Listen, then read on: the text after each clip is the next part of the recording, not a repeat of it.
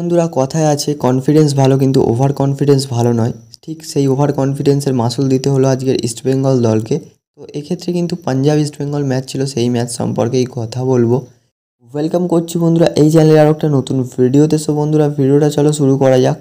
তো বন্ধুরা ফার্স্টেই যদি ম্যাচ সম্পর্কে কথা বলা যায় তো 19 মিনিটের মাথায় কিন্তু উইলমার জর্ডান গিল একটা দারুণ গোল করে দলকে এগিয়ে দেয় এবং 25 মিনিটের মাথায় কিন্তু সায়ন ব্যানার্জি একটা আউটস্ট্যান্ডিং ফিনিশ করে এবং এক গোলে সমতায় ফেরে ইস্টবেঙ্গল। তারপরে কিন্তু 43 মিনিটের মাথায় মাধি দালালের একটা আউটস্ট্যান্ডিং গোলে কিন্তু 2-1 গোলে ফার্স্ট হাফ শেষ করে পাঞ্জাব এফসি। তারপরে বন্ধুরা ফার্স্ট হাফ থেকে ফিরে এসে সেকেন্ড হাফে কিন্তু 62 মিনিটের মাথায় উইলমার জর্ডান গিল আরও একটা গোল স্কোর করে এবং বন্ধুরা লুকা মাচেন কিন্তু 70 মিনিটের মাথায় আরও একটা গোল স্কোর করে স্কোর লাইন করে দেয় 4-1। তো বন্ধুরা শেষমেশ খেলাটি শেষ হয় 4-1 গোলের ব্যবধানে এবং সিরিয়াসলি বলতে এক্ষেত্রে পাঞ্জাবকে দেখে যেন মনে হচ্ছিল যে পাঞ্জাব প্লে অফের রেসে রয়েছে এবং ইস্টবেঙ্গল আর কি এমনি জাস্ট ম্যাচটা খেলার দরকার খেলছে। তো ঠিক দেখে কিন্তু উল্টোটা মনে হচ্ছিল। তো এক্ষেত্রে বন্ধুরা ইস্টবেঙ্গলকে কিন্তু খুবই খারাপ লাগলো আজকের ম্যাচে।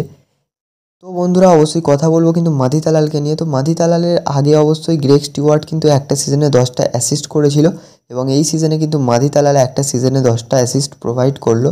তো এক্ষেত্রে বলাই চলে কিন্তু আউটস্ট্যান্ডিং প্লেয়ার। তো এক্ষেত্রে পাঞ্জাব কোথায় থেকে যে প্লেয়ারটাকে স্কাউট করে এনেছিল সিরিয়াসলি। তো বন্ধুরা 7 নম্বর পজিশনে থাকা একটা দল আর কি সেই দলের হয়ে 10টা অ্যাসিস্ট 4টে গোল প্রোভাইড করা আর কি চারটিখানি ব্যাপার না। এক্ষেত্রে ভালোই পারফরমেন্স করেছে কিন্তু মাধি দালাল এই সিজনে। তো এক্ষেত্রে দেখা যাক তিনি গোল্ডেন বল অ্যাওয়ার্ডটা জিততে পারেন কি। তো বন্ধুরা ইস্টবেঙ্গল কিন্তু এই ম্যাচটা হারার ফলে অফিসিয়ালিভাবে তারা কিন্তু এলিমিনেট হয়ে গেল সুপার সিক্সের রেস থেকে অ্যান্ড তাদের বদলে অবশ্যই 6 নম্বর পজিশনটা আর কি চেন্নাইন এফসি পেয়ে গেল। তো বন্ধুরা এখানে কিন্তু 6টা দল এই সিজনের জন্য কোয়ালিফাই হয়ে গেল।